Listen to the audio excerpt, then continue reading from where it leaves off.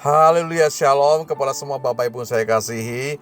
Di poin yang ketiga kita masih melihat dari Amsal pasal 6. Ternyata kalau kita mengembangkan kemalasan, yang timbul bukan berkat Allah, tapi di sana yang timbul adalah bagaimana pemalas akan mengalami sebuah kemiskinan.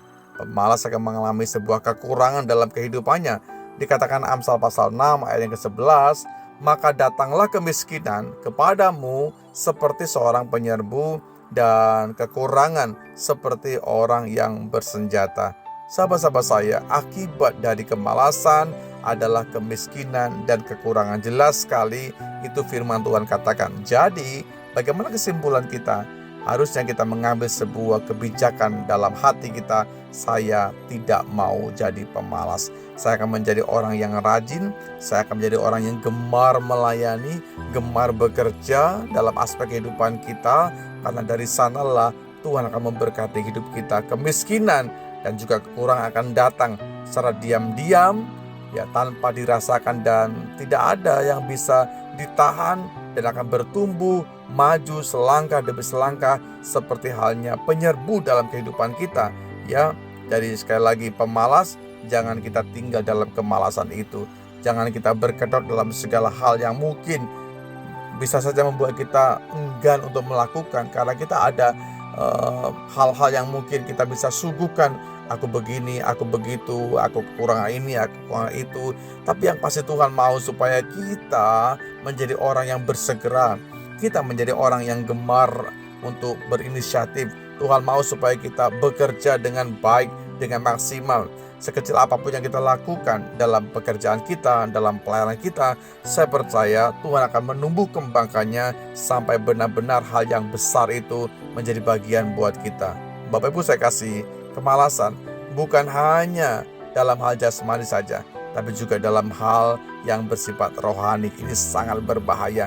Saya menitip beratkan kepada semua kita, jangan jadi orang yang malas. Kemiskinan rohani akan menyerbu dalam kehidupan kita. Kalau kita malas berdoa, kita malas membaca firman Allah, kita malas beribadah, kita malas melayani, bahkan kita malas menjadi saksi, itu akan merenggut, ya, berkat Tuhan bagi setiap kita.